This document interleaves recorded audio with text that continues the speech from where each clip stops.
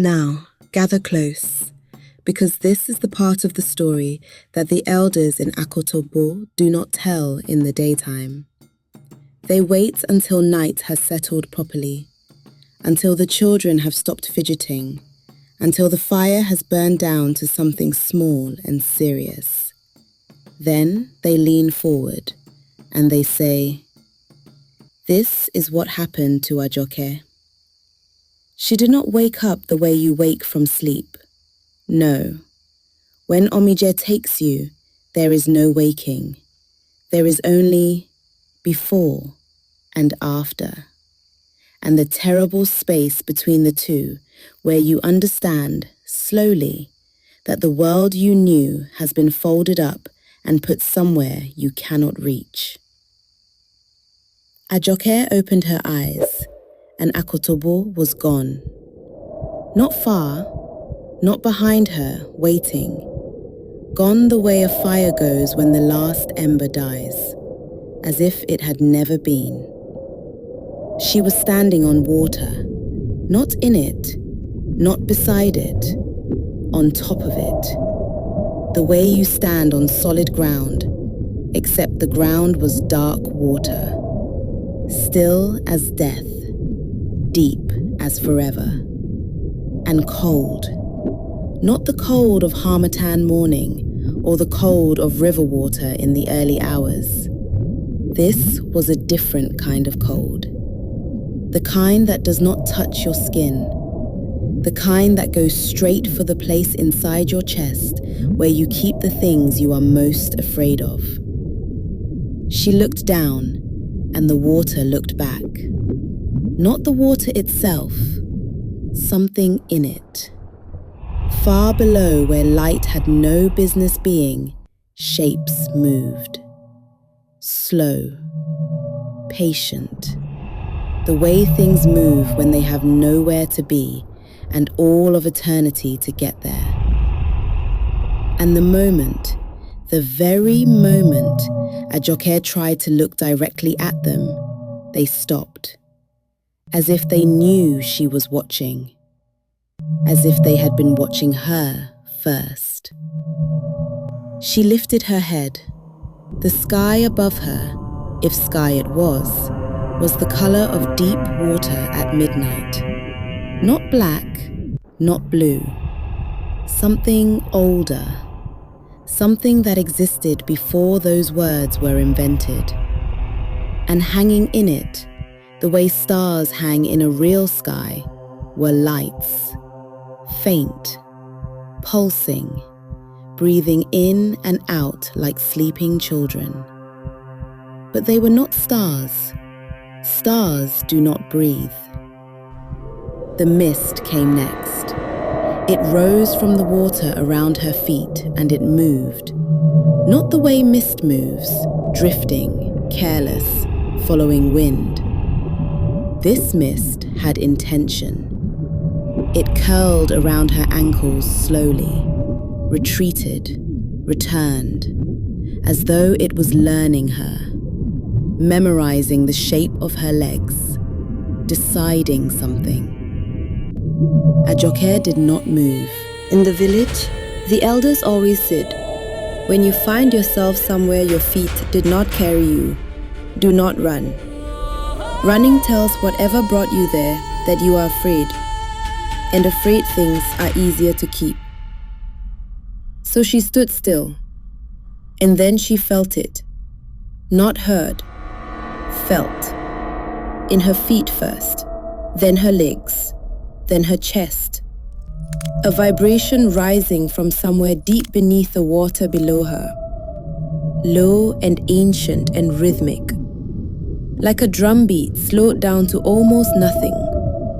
Like the heartbeat of something so enormous, it had forgotten what hurrying felt like. She turned around. Omidje was there, 3 steps behind her, standing on the water the same way Ajoke was standing on it, as if the laws that govern such things did not apply to either of them here. She wore the same indigo cloth, the same ageless face, the same stillness that had no business belonging to anything that breathed. But something was different. Ajoke looked at her for a long moment before she understood what it was. Her shadow. Omidje's shadow was falling in the wrong direction. There was no clear light source in this place. The glow came from everywhere and nowhere, soft and sourceless. But shadows follow light. That is the one thing shadows always do. Except Omidje's shadow was not following anything. It stretched away from her, downward, into the water, reaching, straining, as though something beneath the surface had hold of it and was slowly, patiently pulling. "Where is this place?" Ajoke's voice came out small. She did not mean for it to, but this place had a way of taking the size out of things. Omidje looked at her the way you look at a question you have been asked 10,000 times. "It has no name," she said. "Names belong to places the living have agreed upon.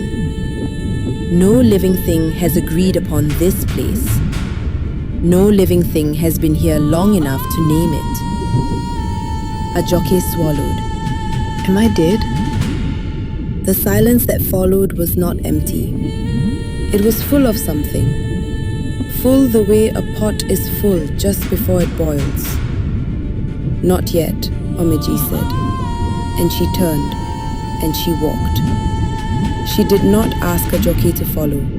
She did not look back. She moved through that impossible place the way a river moves, not choosing its path so much as simply going where it has always been going. And the mist parted before her. Not the way mist parts when wind pushes it, the way a crowd parts when someone powerful walks through, quickly, quietly, without being asked twice. Ajoke followed. What else was there to do? Now, the elders say this part differently depending on who is telling. Some say they walked for hours. Some say it was only moments. Time in that place, they say, does not behave the way time behaves here. It stretches where it wants to stretch. It collapses where it wants to collapse. And if you try to measure it, you will only confuse yourself. What they all agree on, every single elder who has ever whispered this story, is what Ajoke saw when Omidje finally stopped. It rose from the water ahead of them, slowly, the way things rise in that place, as though they have always been there and it is your eyes that are only just arriving. It was vast, ancient beyond the meaning of the word, built from something that was not stone and was not coral and was not wood, but carried the memory of all three. Dark, covered, every surface, every edge, every curve in carvings. Symbols that Ajoke did not recognize. Symbols that her body recognized without her permission. Her chest tightened looking at them. Her breathing shortened. Some part of her, some part that lived below thought, below language, below everything she understood about herself, knew this place.